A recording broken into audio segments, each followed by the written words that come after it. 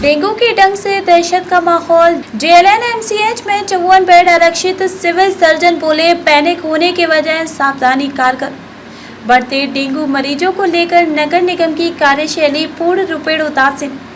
स्वच्छता को लेकर नहीं हो पा रहे गुणवत्तापूर्ण कार्य। भागलपुर में डेंगू मरीजों की संख्या में पिछले कुछ दिनों से इजाफा देखा जा रहा है। वहीं डेंगू के डंक की वजह से जिले के विभिन्न हिस्सों में दहशत का माहौल जरूर कायम हो गया।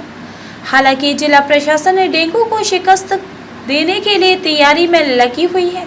नगर निगम क्षेत्र में डेंगू से निपटने के लिए फॉगिंग करवाई जा रही है। वहीं डेंगू ने जिस प्रकार से जिले में अपना पांव पसार लिया है, उसकी अपेक्षा जिला प्रशासन और नगर निगम की तैयारी फिलहाल नाकाफी साबित हो रही है। नगर निगम कार्यालय के चहारदीवारी के ठीक पीछे कचहरी कैंपस में बिहार राज्य परिवहन मित्र कामगार संघ के भागलपुर इकाई के सदस्य राम इकबाल शाह के डेंगू के चपेट में आने की सूचना के बाद से ही नगर निगम की तैयारी पर लोगों ने सवाल उठाना शुरू कर दिया। इस संबंध में बिहार राज्य परिवहन मित्र कामगार संघ के प्रदेश उपाध्यक्ष पवन फौजी ने बताया कि राम इकबाल शाह खजरपुर के रहने वाले थे। कचहरी कैंपस में उनका काउंटर था और वह ड्राइविंग लाइसेंस, परमिट, वाहन का रजिस्ट्रेशन, लाइसेंस रेन्युअल और परिवहन विभाग से संबंधित कई प्रकार के कार्यों को संपादित करने में आम लोगों की मदद करते थे। उन्होंने कहा कि वह घर में अकेला कमाने वाला था। राम इकबाल शाह करीब 10 दिनों तक डेंगू से संक्रमित रहा और जवाहरलाल नेहरू चिकित्सा महाविद्यालय मायागंज एवं अस्पताल में बाकायदा उनका इलाज भी हुआ। वहीं अस्पताल के डॉक्टरों ने उन्हें स्वस्थ घोषित कर वापस घर भेज दिया था, लेकिन अचानक उनकी मौत हो गई, जिसके बाद बिहार राज्य परिवहन मित्र कामगार संघ के भागलपुर इकाई के सभी सदस्यों ने उन्हें श्रद्धांजलि अर्पित कर अपना अपना काउंटर एक दिन के लिए बंद रखा। पवन फौजी ने कहा कि इस हृदय विदारक घटना के बाद सभी लोग शोक संतप्त हैं। उन्होंने मृतक के परिजनों को मुआवजा देने के लिए जिला प्रशासन से गुहार लगाई है। पवन फौजी ने कहा कि नगर निगम कार्यालय और उन लोगों के काउंटर के बीच महज एक 4 दीवारी का फासला है। बावजूद इसके नगर निगम के अधिकारी इस इलाके में फॉगिंग कराने की जरूरत नहीं समझते हैं। JLN-MCH में डेंगू के मरीजों के लिए मच्छरदानी और अन्य सुविधा युक्त 54 बेड आरक्षित। रोजाना 8-10 मरीज हो रहे भर्ती। स्वस्थ होकर गिर जाने वालों की संख्या भी समानांतर। डेंगू के मरीजों की संख्या में बढ़ोतरी को देखते हुए जवाहरलाल नेहरू चिकित्सा महाविद्यालय एवं अस्पताल मायागंज में तैयारी पुख्ता कर ली गई है। अस्पताल अधीक्षक डॉक्टर आसिम कुमार दास ने बताया कि अस्पताल में रोजाना डेंगू से पीड़ित मरीज 8 से 10 की संख्या में भर्ती हो रहे हैं। भागलपुर से श्यामानंद सिंह की खास रिपोर्ट। 7 दिन का लाइफ साइकिल एवरेज होता है और जो प्लेटलेट कम होता है उसमें एक तो इनिशियली जो है 2 दिन के बाद जो है या तीसरे दिन जो है वो देखा जाता है कि प्लेटलेट का रिडक्शन होता है सडनली, लेकिन सेकेंड रिडक्शन भी होता है 5 से 6 दिन के बाद। और इसलिए अगर इनिशियली कोई पेशेंट आता है जिसके पास 20,000 अगर प्लेटलेट काउंट है और उसका अगर 6 दिन 7 दिन हो गया बीमारी का, मतलब है कि वो अब और नहीं घटने वाला है, वो ठीक हो जाएगा। लेकिन अगर 20,000 काउंट है, वो फीवर अभी 2 दिन का है, तो इसका मतलब उसको सख्त निगरानी में रखने की ज़रूरत है, क्योंकि आने वाले 3-4 दिनों के बाद वो सेकेंडरी फॉल प्लेटलेट का हो जाएगा, तो वो सीरियस हो सकता है। तो इस प्रकार डेंगू की ये सारे लक्षण हैं, इसके कारण हैं। ये प्लेटलेट्स की बात आ रही है सर, आखिर है क्या?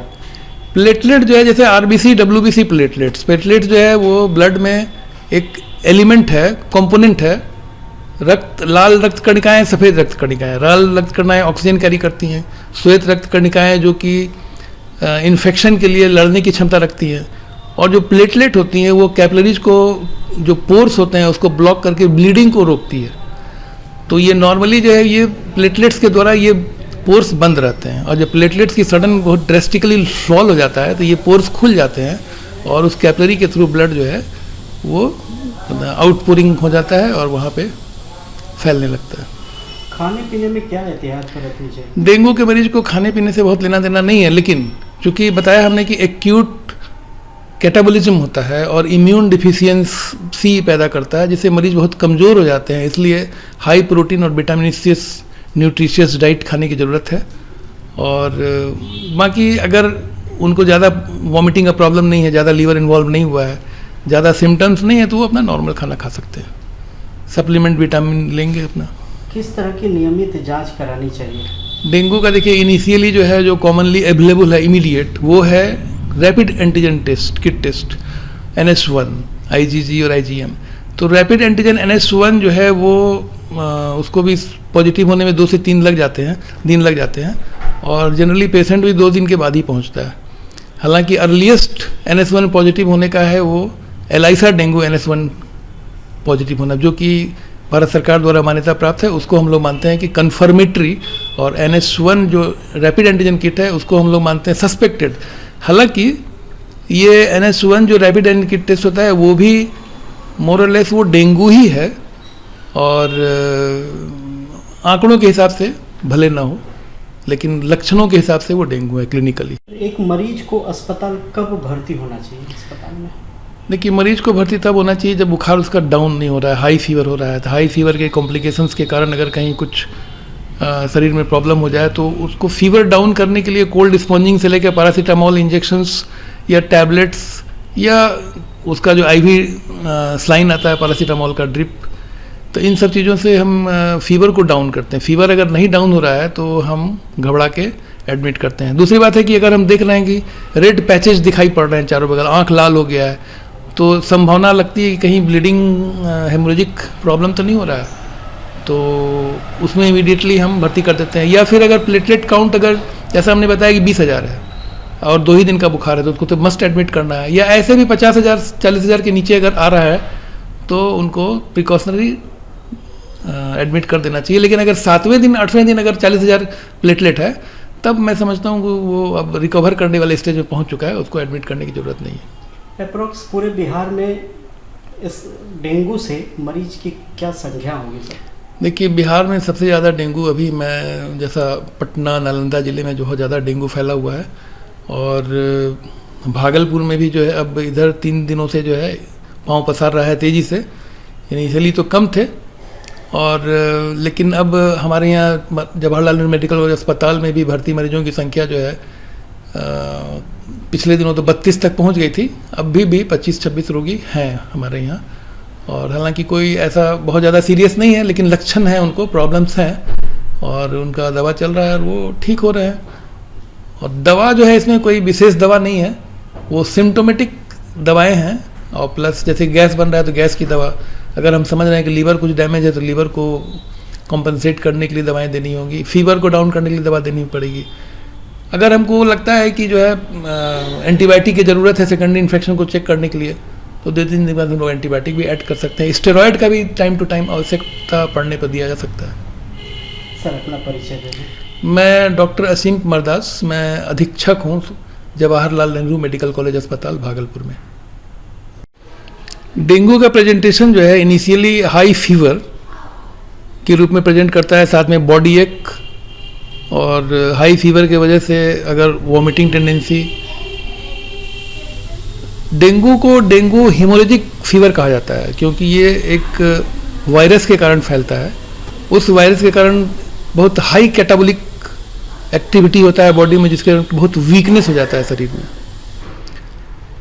तो फीवर, वीकनेस, और चूंकि इसमें लीवर में भी जो है एक्यूट डैमेज होता है, तो उसके कारण जो है बहुत ज़्यादा गैस बनता है और वॉमिटिंग टेंडेंसी बहुत ज़्यादा होता है, एब्डोमिनल ब्लोटिंग, वॉमिटिंग टेंडेंसी।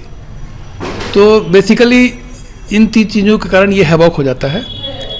और दूसरा और लक्षण जिसको बताया हमने कि हेमोरेजिक फीवर कहते हैं, मीन्स जो ब्लड सेल्स हैं वो थ्रोम्बोज नहीं कर पाते हैं, क्योंकि ये प्लेटलेट को डाउन कर देता है। प्लेटलेट जो है वो रिस्पॉन्सिबल होता है कि जहाँ भी ब्लीडिंग टेंडेंसी है तो वहाँ ब्लड को चेक करना, तो बाय गेटिंग थ्रोम्बोसिस।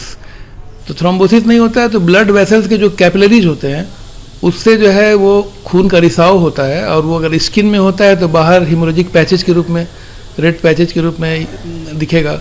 अगर यही रिसाव अगर किडनी में होगा तो वहाँ फिर और फैटल हो जाता है, वहाँ हो सकता है कि हिमेचूरिया के रूप में प्रेजेंट करे।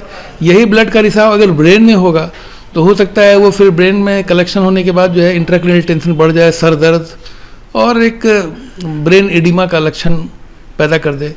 इन सब के अतिरिक्त चूँकि ये इम्यून डिफिशियंसी पैदा करता है शरीर में, तो इम्यून डिफिशिएंसी पैदा करने से ये शरीर को और भी कमज़ोर कर देता है और इसमें सेकेंडरी इन्फेक्शन होने का चांसेस रहता है, जो कि मामले को और फैटल कर देता है। और ये जो इनिशियल वायरेमिया है ब्लड में, वो सेकेंडरी इन्फेक्शन होके वो सेप्टिसीमिया में भी चेंज हो जाता है, जो कि अल्टीमेटली फैटल हो जाता है। इनके बचाव क्या है? इनके बचने के लिए बस यही है कि चूंकि इनका अब देखना है कि कैसे फैलता है। तो डेंगू जो है वो बेसिकली जिस मरीज को डेंगू हुआ है उसके ब्लड में वायरेमिया होता है, वायरस जो है सर ट्रेवल करता है, ब्लड को ही सक करता है। अगर कोई एडीज मच्छर है तो वो वहाँ से उसके वायरस को अपने सकिंग के थ्रू जो स्टोमक में ले लेता है और वहाँ पे गट एपिथेलियम बहुत मल्टीप्लाई करता है। वहाँ मल्टीप्लाई करके ये उसका जो मच्छर का जो एक स्टोमक होता है, जीआईटी का पार्ट, उसको हीमोसील कहते हैं, वहाँ पर कलेक्ट होता है, वहाँ से लिम्फोसील में चला जाता है और फाइनली वो उसी के लार के जरिए जो डंक मारता है, जो नॉर्मल आदमी है जिनको कि डेंगू नहीं है, उसके शरीर में वो डेंगू को प्रवेश कराता है उसके लिम्फेटिक सिस्टम में, जो कि फाइनली फिर ब्लड में स्ट्रीम में चला जाता है और वायरेमिया हो जाता है। तो इसलिए मच्छर को कंट्रोल करना जरूरी है। डेंगू को के लिए रिस्पॉन्सिबल जो कैरियर मच्छर है वो एडीज टियाई, और ये मच्छर देखा गया कि ये ज़्यादातर गंदे पानी में नहीं रहते हैं। ये जो कलेक्टेड वाटर हैं डिफरेंट घर के आसपास, और वो वाटर जो है फ्रेश वाटर है। फ्रेश का मतलब है कि उसमें कोई कचड़े वाला पानी नहीं है, वो बरसात का पानी या ऐसे भी पानी बहुत दिनों से ढक्कन में पड़ा हुआ है, प्लास्टिक के बर्तन में या बाल्टी में, या जो इस तरह से जो यूज नहीं हो रहा है, एसी या कूलर, तो इन सब जगह पर ये मच्छर जो है पलते रहते हैं।